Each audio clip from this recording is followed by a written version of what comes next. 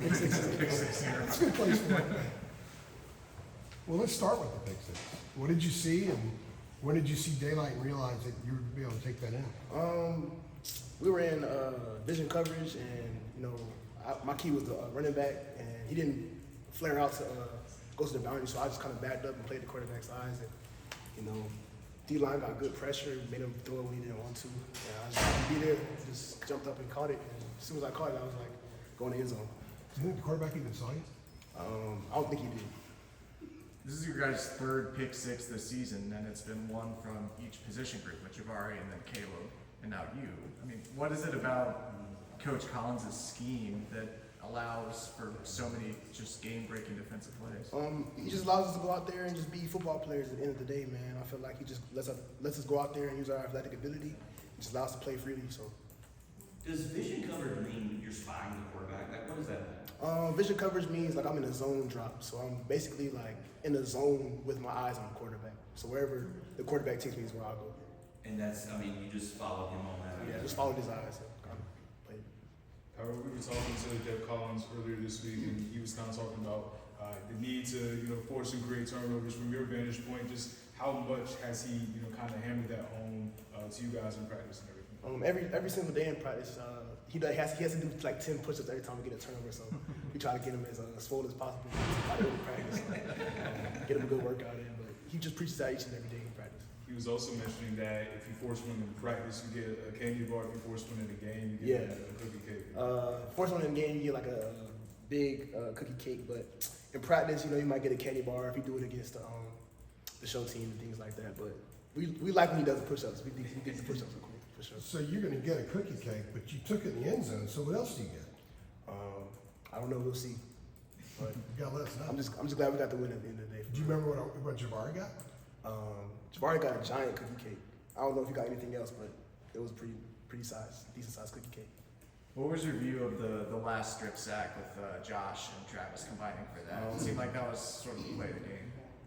Just amazing. Like, I feel like they've been doing great all year, but especially the second half of the season, just creating like unreal pressure on the quarterback and defeating their one-on-ones. And like I've been saying since the first game, I called them the Monstars because you can't do nothing with them. But they had a heck of a game today, the whole D-line. When you're in the vision coverage, you were just talking to Adam about how do you see things differently now with the way the front's playing as opposed to maybe 5-6 weeks ago when the front wasn't as consistent?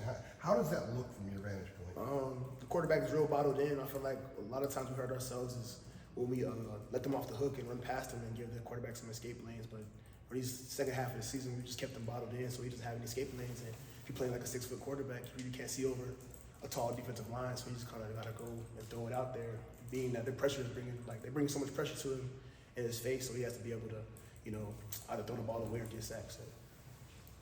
Matt was saying after the game that there was a high degree of excitement from getting that 6th win to get that bowl eligibility.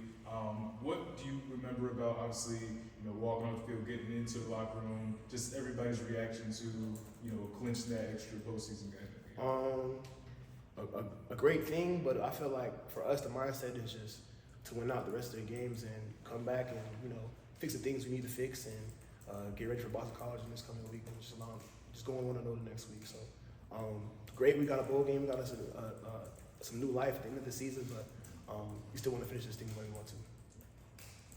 Howard, to be able to get the bowl game after going through the 4-game losing streak and some of the problems that y'all had earlier, I mean, is that a meaningful thing, do you think, for this group? I hear you about when you say you want to win out, but is it a nice reward for this particular group, would you say? I feel like it's a testament to, our brother in heaven, Tylee Craft. Just when we're dealing with a whole lot of things we can't control, just, his motto was keep swinging, and I feel like right now our team's coming together and we're just going to keep swinging.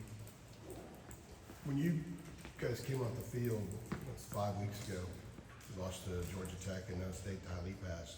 Could you have imagined being here 5 weeks later, having won 3 straight, playing the way you guys are playing, and being in pretty good shape to maybe close this thing out? For sure. I mean, Tylee's here with us each and every day, each and every time we step in the building. I feel like he's with us each and every game, and we're doing this for him for sure. Is a guy who pretty tough individual. What impresses you the most about